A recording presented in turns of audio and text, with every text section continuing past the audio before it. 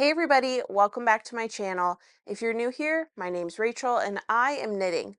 Not right now, but most of the time. And I have been knitting, so I'm going to tell you all about it. Today's video is episode 58 of my weekly podcast series, which is a series where I go over the things that I've been knitting or crocheting or spinning or thinking about or yarn I've gotten or just what I've been up to over the course of the week prior.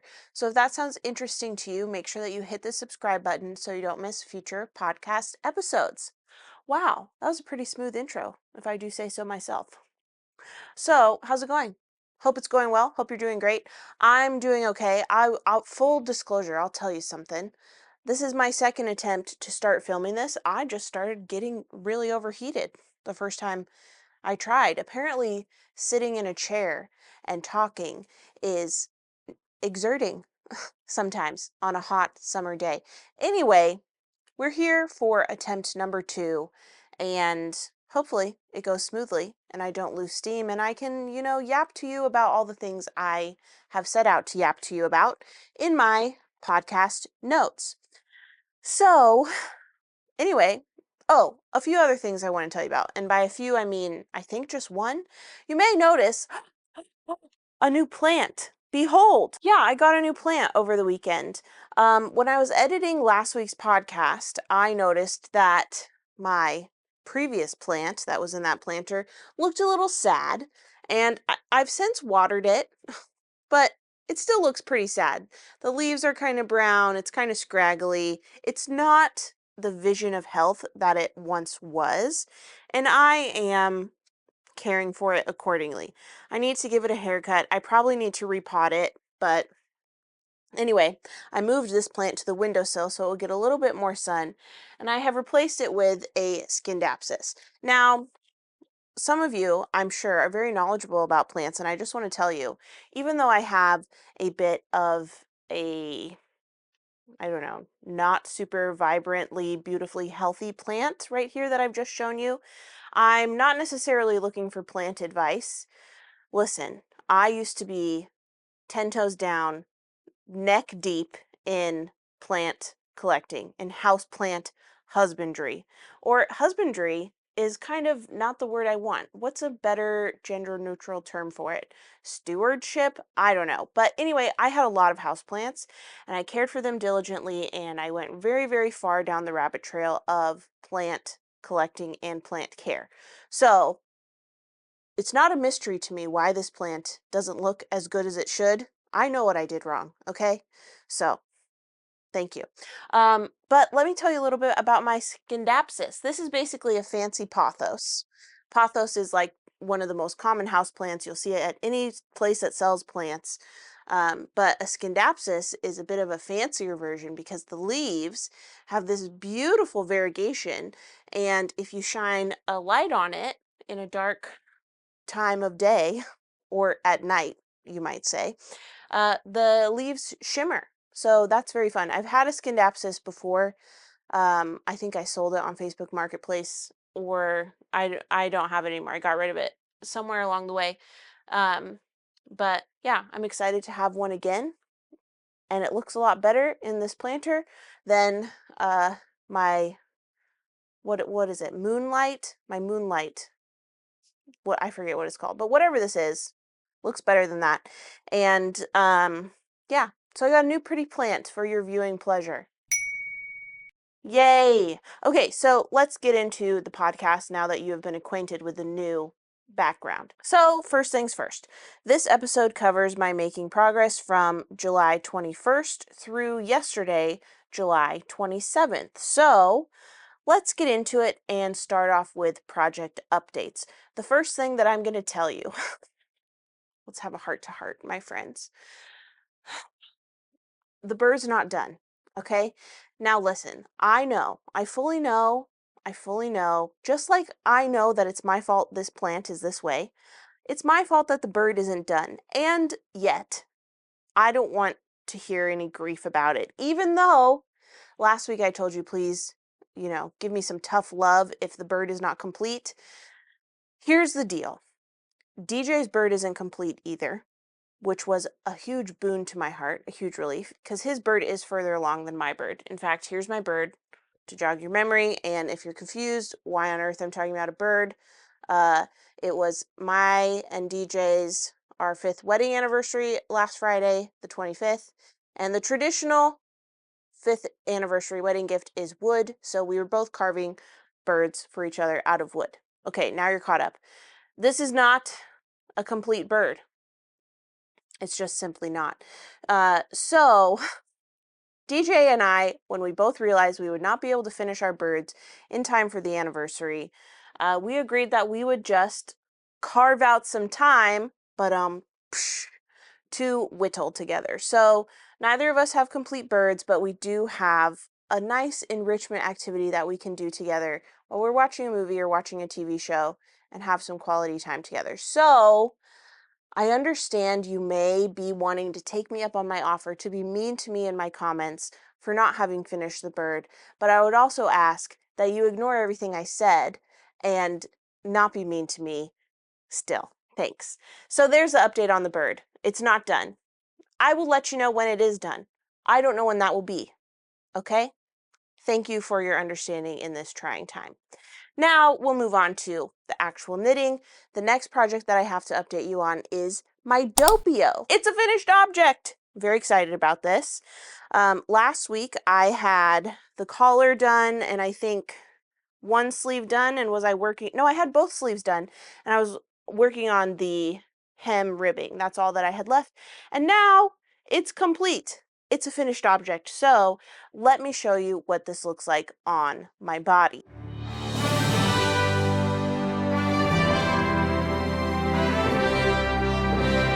All right, that's enough of that. So some things you may have noticed when you saw this being worn. The neckline is kind of loose. I will put elastic in there to cinch it up because I don't want a gaping neck hole. Also, as I mentioned last week, I told you at the time that you'd have to take my word for it, but maybe now that you've seen the try-on video, you understand what I was talking about with this extra fabric that is at the armpit. This is not my favorite. This is not it does not sing to my heart and make me want to frolic in a field. Like, that's not the level of happiness that I'm feeling in response to this extra armpit fabric. Also, I want to note that I'm perfectly on gauge. So here's the thing. The doppio is lauded as this really well-fitting garment because of its compound raglan construction. And I just want to ask, is this really amazing fit in the room with us? Okay, like, I'm happy with this. I will wear it, but there are modifications that I think I need to make if I make a third one. I've made one already that I'm never going to wear because it's butt ugly with the color blocking that ended up happening. This one is the opposite of butt ugly. It's front pretty. I don't know. Okay, it was stricken from the record. I don't think this is ugly. However, the fit is not, like, it leaves something to be desired in my heart. Let's just say that. But yeah, I love the fabric in terms of the color. This is one strand of the Stories That Really Mattered on Dove DK from Treehouse Knits, and one strand of a dark green Surrey. The base is called Chime Surrey from Sam of Clockwork Fiber Co. Both Lauren from Treehouse Knits and Sam from Clockwork Fiber Co. are exceptional hand dyers. They're indie dyers of yarn. Love their yarn. Use their yarn very, very frequently. Let me enunciate. Use their yarn quite a bit. Love it. Enjoy it. Highly recommend it. I have affiliate links for both of them in the video description. Okay, so there's the update on my doppio. This I will probably wear this winter. I don't know if I will wear it, I don't know if I'll bring it with me to Ireland. I think I could, but it's kind of a gamble, whether or not it will be cold enough. Typically, on the Irish knitting tour, it gets in the to the 40s, sometimes the high 30s in the morning, but typically I can expect at least a few days of mornings in the 40s, afternoons in the 50s. You know, the range is basically from the 40s to the 70s, depending on what part of Ireland we're in. But since we're in there at the beginning of October, it's autumnal, it's crisp, but this is still quite a thick sweater. This is one strand of DK and one strand of fuzzy lace. So this may have to wait for true winter. DJ and I are going to visit my parents and the rest of my family this December. So I think I can definitely wear it then, even if I don't get the chance to wear it in October on the Irish Knitting Tour. But also, I'll probably be able to wear it here in Louisiana because this last winter, was it January or February, we got 8 inches of snow in the deep south. What? It's almost as if the world's climate is changing. I don't know. Anyway, so that's the update on the Doppio. I do plan to film a full rundown of my experience knitting this pattern. If you've been around this channel for a while, you may remember my FO Diary series, which is a series where I walk you through a pattern that I've recently knit. And for whatever reason, probably many reasons lumped together, it's been a while since I've done an FO Diary video. And part of that is because at a certain point, it gets so far out from when I actually made that pattern that I don't trust myself remembering back all the details. So for some of them, I told myself, like, I'm gonna remake this pattern. I know that's true. So I'm gonna wait till I do that to film the FO Diary. Well, now I've remade the Doppio. I have another Doppio in my wardrobe. So it's the perfect opportunity to film an FO Diary for it. So keep an eye out for that, and we'll move on to the next project. So after the Doppio, what do I have to tell you about? Oh, my rat keychain, of course. What else but the rat keychain? So if you recall, I almost lost some stitches. If you recall, I am currently on a mission to knit a rat keychain for my Flock Fiber Festival tote bag. In fact, let me grab it so you have a nice visual. Okay, here it is. This is the tote bag for this year's Flock Fiber Festival. It's actually, is it next week? Oh my gosh, next week. So I, like hundreds of other people, am going to be toting around this Flock Fiber Festival tote bag while at Flock, and I want mine to be easily distinguishable from other bags. So I decided to make my own version of a labubu, and in this case, it's going to be a hand knit rat. Um, So you can kind of get a feel for what it's going to look like. I also decided that I want to knit a little stuffed heart, like a 3D heart, not an anatomically correct heart, don't freak out, like a sweet little heart. So I'm going to have either a red or a pink heart along with, sorry, you can't see, red or pink heart along with my rat. And yeah, so I'm making this rat in the colorway Team Jess. I was gifted a skein of Team Jess on Dove DK from Treehouse Knits to help promote a few of my favorite greens collection, which was available for pre-order in May. And I made a hat with it. I love this color. It's just like the beautiful, dark, stormy green petrol type color that I've really been loving lately. So I thought this would be a perfect little rat. So right now I have the stitches for the snout on my needles, and basically I need to stuff the body before I finish the muzzle, and then I'll do the ears and the feet and sew them on.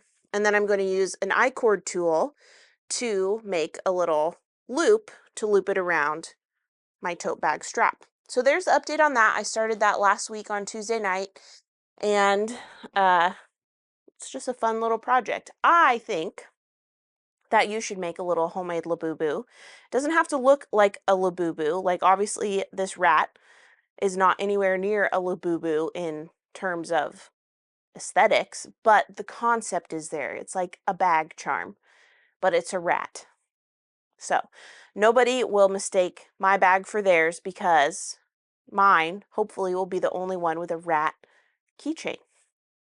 So that's the strategy there. Okay, so let's move on to more conventional projects. Next up is my Yorlin. I recently picked my Yorlin back up because I was hanging out virtually with some people from Scotland One. We had a little virtual knit night that one of the participants organized. And I was sitting there working on my rat, but then I couldn't like count and participate in the conversation fully, so I switched to my Yorlin because my Yorlin has just been sitting in timeout. To jog your memory, probably like over a month ago at this point, I put my Yorlin on hold because I had messed up one of the stitches in the lace pattern, like 4 rows back. There are 2 lace panels on this cardigan. Most of it is stockinette. So it's not like the end of the world when this happens. Of course, it's difficult for me to show you. But this is a cardigan, basically. And you can see, hopefully, see there's a lace panel on one side and a lace panel on the other side. So I messed up one of the decreases, not structurally, just aesthetically. Like I did a knit 2 together instead of a slip slip knit, basically. So the orientation of the decrease was the opposite way than it should have been, and there was the back stitch was in front when it should have been in the back, so it was a whole thing. I tried to perform surgery to fix it. I ended up messing it up more, so it was on my to-do list to frog back or tink back those 4 rows to get to the mistake so I could fix it and then continue on. But of course, that's like a big, scary, daunting task. So it's just been sitting in timeout since then until last week on Thursday when I was just tinking back. I'm almost done tinking back, but not quite. Or maybe I'm ready to knit again, I think. Yeah, I'm ready to start knitting again. So this may very well be back in rotation when I update you next week on my projects. But that's the update on my Yorlin. I've been keeping it in my Wildwood Stitches cow and thistle bag that I love so much. This is the sweater size bag. It has nice little leather handles. So there's the update on my Yorlin. And then I also have a small project on the needles.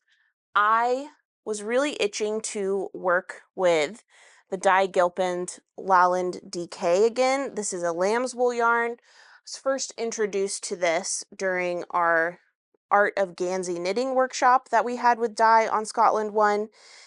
And I was actually reminded of this because I had last week edited and uploaded the day 7 recap of the Scotland knitting tour, which was the day when we went to Dye Gilpin's workspace and had our workshop. So I was like, oh yeah, I really, really love that yarn that we got to try at Dye Gilpin's. So it was finally time for me to cast on a project with this. This is the Sophie scarf. It's just a simple garter stitch scarf. And I've talked about the simple thing before on this channel, and I have a whole FO diary video dedicated to it. So if you are averse to knitting the Sophie scarf, you might try the simple thing. It's a free version, essentially, of this very pattern. Now, I tried the Sophie scarf earlier this summer when I was in Paris for the weekend between Scotland 1 and Scotland 2. And because I wanted to compare it to the simple thing. I have made a few simple things and I wanted to see like how it stacks up to the Sophie scarf. And I think I mentioned this before, but I like the starting instructions of the Sophie scarf more. But other than that, it's a 1-for-1 for the simple thing. But anyway, I gave the Sophie scarf I made in Paris to my cousin Lily, who was graduating from university. That was why we went to Paris, and the timing was perfect because it was the weekend between the 2 knitting tours that we were doing. But anyway, I worked on this during her graduation ceremony, during her graduation celebration lunch, throughout the course of our time in Paris, and then I gifted it to her because it's, you know, imbued with the power of her big brain and her pomp and circumstance and all her accomplishments that we celebrated that weekend. But I had another ball of this Storm Petrol color in the Lowland DK that I've been saving to make a matching Sophie scarf for myself. And as you can see, I've been working on it. This is where the increases stopped, so I'm on the decreases, and basically I'll continue doing the decreases until I match up. So it's a mirror image of each other, or the sides are a mirror image of each other. But that's a nice project for watching movies. I worked on this a lot while DJ and I watched some movies over the weekend and caught up on our shows. Oh, I just love this yarn. And it's a really interesting yarn, actually. It is a 2-ply yarn that is spun in such a way that the plies are not like, I don't know, they're not super secure. It's almost like you're holding a yarn double, because they're not plied onto themselves. And actually each ply is 2-ply itself. So it's almost like you're holding 2 strands of 2-ply fingering weight together that haven't been plied together fully. Maybe I'm not explaining that correctly, but it's just so soft and such a pleasure to work with. So that is my, what is that? My 4th project to show you that I've been working on over the course of this last week. Or no, my 5th project, because I have the bird, I have the doppio, I have the rat, I have the Yorlin, and then I have that Sophie scarf. So those are the 5 projects that have been keeping me busy and captivating my attention. But I have more projects that are on my horizon. So let's switch to the next section, which is not an established section of the podcast. I want to talk to you about cast-on plans / project plans / knitting bingo. So I have the Yarn Enthusiast Journal from Leslie of Knit California. And at the beginning of the year, I made a bingo page. And I had forgotten about it over the course of the last couple months. But then today I was thinking about it and I was like, oh yeah, I have a bingo page. Let me see what I can mark off, because I haven't marked anything off in a while. And here's the updated view of my bingo page. On this side, I have all my goals. So for instance, I have a cable project. I have learn a new technique. All of these squares are filled with a goal that I have for the year 2025. And then on this page, I fill in, as I complete them, what project corresponds to the bingo square. So for cable project, I knit the weekend hat. I finished that on Scotland 1, so I got to mark off that. For make something in, make something in cabin yarn, this goal right here, I made my green alchemy. So I marked that off and filled it in the corresponding finished object to go with the bingo square.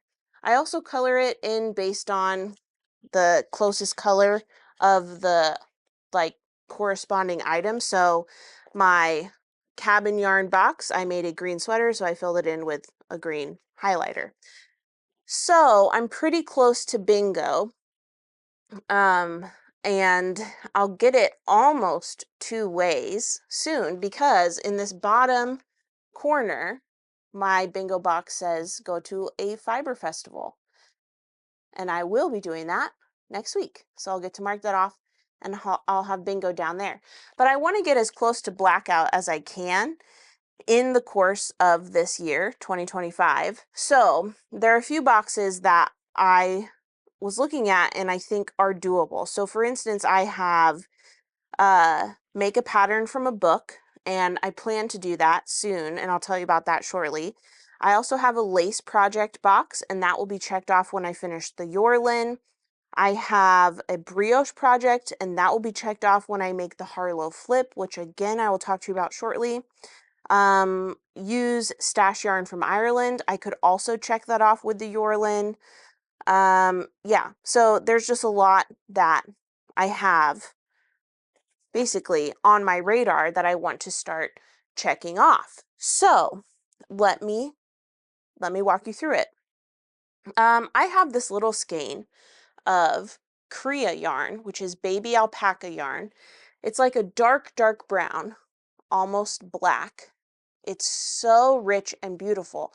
And I purchased this on the 2023 Irish Knitting Tour, the first ever Irish Knitting Tour, which means it is coming up on 2 full years being in my collection. And I decided, well, I'll tell you, for a while I wasn't sure what I was going to make out of it. like Leslie and I discussed making hand warmers out of it. And I also thought a Sophie scarf would be good, but I think what I want to make is, well, now that I talk about hand warmers, that really sounds appealing to make with this, so I might do that still. But what I settled on before I had all of these, crises of faith of what I should make with this, I thought the hair bows from Wool and Pine Designs would be really, really nice. What are they called? Cottage hair accessories, I think. But there's like 4 or 5 different hair accessory patterns in this pattern bundle. I test knit it over a while ago, over a while ago. In 2023, I made 2 versions of the hair bows, and I gave one, ironically, also to my cousin Lily because she has really long, beautiful hair. And I kept one. I made it in this really beautiful blue fuzzy Angora yarn. But I thought it would be nice to have this in a hair bow because it would go with any outfit because it's basically black. So that was something I was thinking about, but now I'm like, I don't know. Fingerless gloves would be nice. Hand warmers would be nice. But if I did the hair bows, I wouldn't have to play yarn chicken. So it's 6 of one, half dozen of the other. I'm not sure. How about you? Let me know in the comments what you would do. Would you make hand warmers or would you make hair bows? Let me know. But that is on my radar. And if I did that, I could check off use stash yarn from Ireland. So that's the first on my list of project ideas. Now let's talk about the Harlow flip. So you may remember for July 4th, I packed a project with me to the family cookout. It was the Harlow flip and I cast it on. This is a brioche hat by Andrea Mowry. I used these 2 colors of hand spun yarn that I spun myself, and I just didn't like how they went together. I just didn't like it.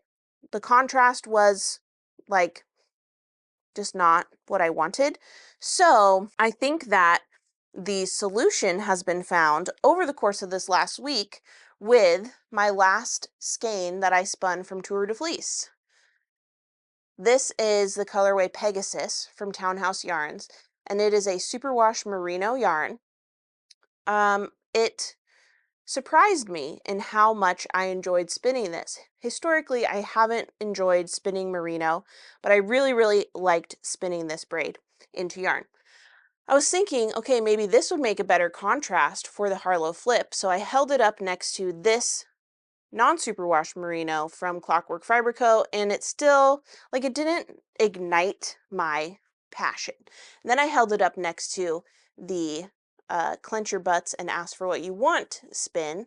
This is non-superwash Shanico from Cesium Yarn. And I think that this is a good contrast. However, my not misgiving, but my apprehension, my uncertainty about this pairing is that this is non-superwash and this is superwash. I don't think it will matter that much for a hat, but I am hesitant. But I do think in terms of the color, these make a nice pair. So that's another thing you can let me know in the comments. Is that disastrous to pair these 2, or what do you think? Another thing I was thinking of for a Harlow flip, not necessarily for me, but I think these go really, really well together. I spun this over the course of this last week also, so I'll tell you more about it during the spin diary section. Or you know what these would look really good as together? An emotional support chicken. Right? I'm not making that up. That will look good. And you could make one where the green is the main color and the orange is the accent, and then another one where the orange is the main color and the green is the accent. That would be super cute. So those are things that I'm thinking about and that I'm toying with casting on. But that, yeah, there we have the Harlow flip. Also, project plans that I have some yarn coming from Treehouse Knits to help promote the upcoming Moana collection. Well, I won't describe them to you because they haven't been revealed yet, but they're both beautiful colors, and I want to make, what's it called? I forget the name, but I'll put a picture up of the Ravelry photo so you can see the name and what it looks like. This sport weight top by Sari Nordland.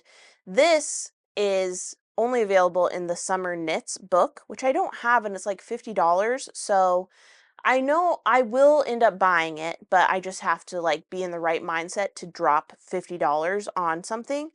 But I have yarn coming, a Cormo sport weight yarn from Lauren. I'm really, really excited to try it and cast that Sorry Nordland pattern on, or I may find a different sport weight top in the meantime if I don't, bite the bullet to buy a $50 book. Not to say that Sari's work or any other designer's work is not worth $50. Like a book of patterns absolutely is worth that. However, it is also true that I need to think critically about my purchases. And sometimes I do that more than other times. And this is one of those times where I'm like, I don't need to just instantly buy it because I decided I wanted it. I can sit with it and like assess, is this really what I want? Or do I want to find a different pattern that I don't need to buy a book from? Because what if that's the only pattern I make out of that whole book? That makes it a $50 pattern. I just don't know if that is what I want for myself at this time. Thank you. The other pattern that I'm going to make, I also don't remember the name, but it's a newly released pattern from Wool and Pine, and it's like a ribbed, like, sport jacket almost, or like, not sport jacket, but it's like, it looks really, really cute. Really, really, really cute. It's like what I would wear over a linen dress if I were a hobbit. And who doesn't want something like that in their wardrobe? So when that yarn arrives from Lauren, I will start one or both of those projects and work on them simultaneously. Yeah, so that is on my radar. That is on my horizon of project plans. Other things that I have on my radar to work on, Sue's on Instagram, she's Yarn Arts and Entertainment. She is coming with me on this year's Ireland trip, which is just like 2 months away at this point. Almost 2 months away. That's nuts. So that's 2 months of time that she has dedicated to finishing sweaters that she has in her whip pile. And I thought that was such a good idea because yesterday, actually, I was looking through my project bags and I was really asking myself if I wanted to finish certain projects. And one project did get frogged. I was working on the Margot cardigan, and it just was not like, it wasn't the size that I wanted it to be as a finished object. I think I was making a size or two too big with my gauge. So I gave myself permission to go ahead and frog that. And I did frog it, and it felt really good. And that's no longer a project on my to-do list, but I did come across another sweater whip that I haven't touched in probably over a year. And I was really debating if I wanted to finish it or not. But I kind of tried it on as best as I could with it still on the needles, and I decided that I do want to, I don't know if finish it because I'm still unsure if it's the right size, but I do want to keep going on it and at least like get it to um, joining after the underarm to try it on and really see if this is something I want to continue because it's such a beautiful pattern and the yarn is so gorgeous. It's like the perfect pairing of project yarn and pattern. So without further ado, let me show you if I can find it. Here it is, Colette pullover. So this is also by Sorry Nordland, and I started this last year in February or March, around that time, to help promote the Bridgerton collection. So this yarn, oh my gosh, it's so beautiful. This is from Through the Wardrobe Yarn Co. Selena is super talented. Her forte, I would say, is like pastels. And this yarn just totally fits the bill. It's so gorgeous. It's just the most light purple. It's so delicate and beautiful. I've seen other people describe this color as feminine, and I just want to say, what the heck are you talking about? What does that even mean? But anyway, because let's interrogate that. Okay, this is like, to me, a light, a delicate, a soft, yeah, okay? And then for us to say that is a feminine color, barf me to death. Not to say feminine people, women, whoever, can't be soft, light, delicate. But like to inherently group those two things together, I think is gross. Anyway, this isn't the TED Talk you signed up for. So I will continue. Here's my knitting. I love this project, even though I'm not sure if it's going to fit. So I think that this is going to be the sweater that I try to finish, in addition to my Yorlin, I guess, before Ireland. Who knows if I will wear either of them in Ireland? Who knows if I'll even be successful and finish them before Ireland? However, I'm going to try, because why not? Why not? Yes. So there's my update, my dedication to finish my Colette. And I think that's it for project plans, like cast-ons, projects on my radar, bingo card, etc. So let's move to the next section, which is Spin Diary. And you've already seen what I'm going to show you for Spin Diary, which is these two skeins. I finished these over the course of the last week.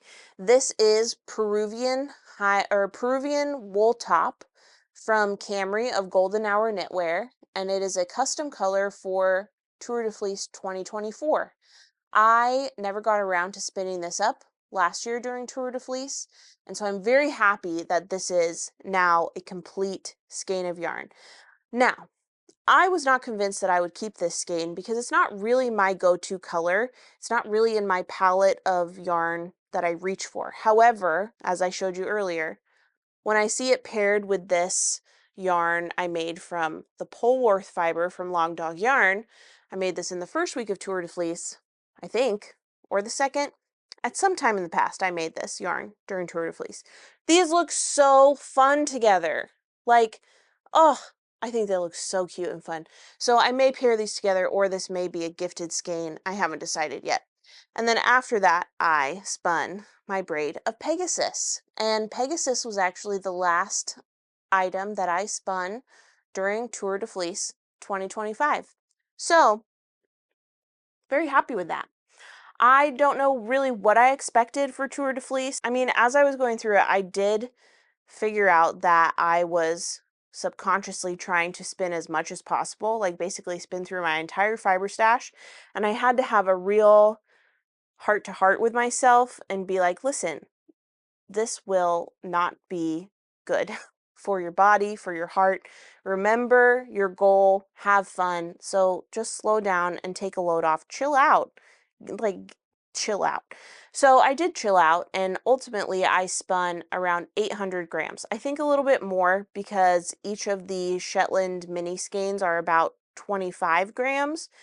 So maybe a little bit more, maybe like 825 grams total. But I'm happy with that. That is a lot.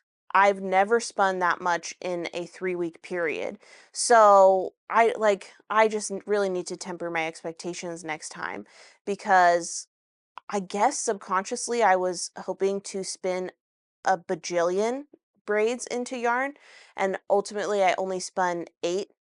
And like, how is that not a win? That's a huge win. So ultimately I am happy with that, but I had to like slap myself across the face and shake some sense into me, like dump a bucket of ice water on myself to shock me into reality and be like, oh yeah, this is actually really, really good. So anyway, ultimately that's what I did, and I'm very happy with it, and I'm excited to see this especially worked up.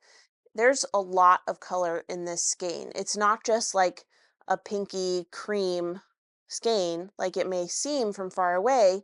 Close up, you can see there's blues, there's greens, there's pinks, there's oranges, there's purples. There's every color of the rainbow in a very nice understated arrangement. Very, very nice. So thank you so much to the folks at Townhouse Yarn and This Is Knit for gifting me this braid of Pegasus. I'm going to be putting it to good use very soon. But that's it for Spin Diary. So let's move to the next section, which is acquisitions. A big fat nothing. I have nothing to show you. Do I? The plant. There you go. Next, let's move to announcements.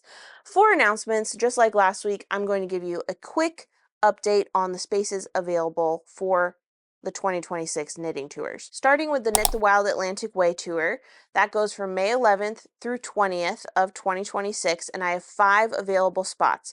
This can be taken by knitting participants or non-knitting participants. We have room for both.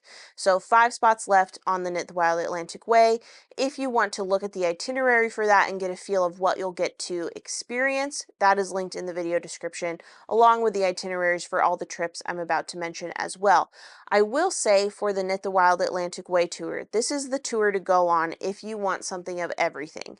If you want knitting, if you want needle felting, if you want wool dyeing demonstrations, if you want spinning and weaving, there's something for everyone. So check that one out if you like to dabble in multiple things and want to feel for that on your tour experience. The next tour that I have availability on is the Copenhagen tour, taking place from September 1st through 8th. I only have 1 spot left, and it's a non-knitting spot. And you may be thinking, why am I going to come on a knitting tour if I'm going as a non-knitter? It doesn't mean you can't know how to knit.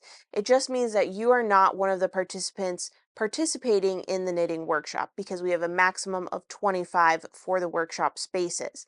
Now, benefits of going as a non-knitter. First of all, you get a €200 discount. Second of all, you get some free time. So while the rest of us are in the knitting workshops, or while the knitters are in the knitting workshops, I should say, you can do whatever you want. You could knit in the hotel, you could nap, you could go out into the city and explore. Now, particularly for the Copenhagen tour, I think you'll really enjoy yourself during this free time because there are over 30 local yarn stores in Copenhagen. Built into the itinerary on that trip, we're going to 6 yarn stores. So that leaves you many, many, many more stores to explore and to really get the most bang for your buck if you're going far distance to travel to Denmark. You can go to as many yarn stores as will wet your whistle while we're in the knitting workshop. So that's something to think about. 1 spot left on that trip, and it's for a non-knitting participant. And last but not least, we have my favorite tour. I know I shouldn't play favorites, but this one is truly so special to me. It's the 4th annual Irish Knitting Tour, and it takes place from October 5th through 14th, 2026.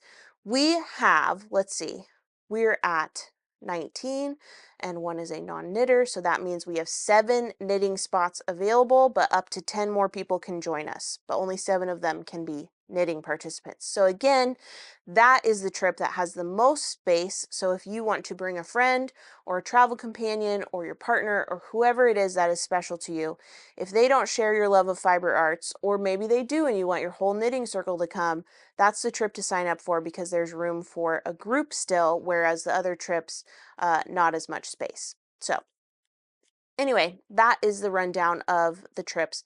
Oh, I should say something about the Irish Knitting Tour because I got a little bit of info out there for the Knit the Wild Atlantic Way and for the Copenhagen trip. So you may be thinking, why pick the Irish Knitting Tour?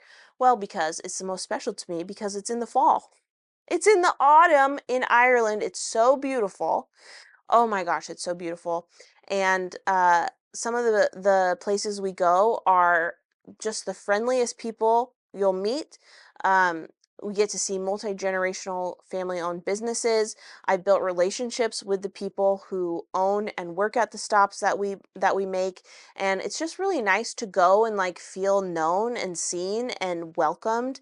And it's just truly the highlight of my year, and I would love to experience it with you. So if any of those 3 knitting tours sound interesting to you, take a look at the video description, poke around the itinerary websites. The booking information for all 3 of those is at the bottom of the respective web page. But yeah, it's just going to be a great time. 2026 is going to be a very, very exciting year. I would love to have you along for the ride if that's something that you are interested in doing. Yeah. So that's it for announcements. We went over nothing in acquisitions because, well, okay, the plant. Keep forgetting the plant. We went over the plant. I got a plant. We have a plant. I told you about Spin Diary. I told you about my bingo card and things on my horizon for casting on and projects I'll work on. And then, of course, I told you project updates. Now, one last reminder, leave me alone about the bird, okay? I've made my peace, and I hope you can too. Thanks for watching. Bye.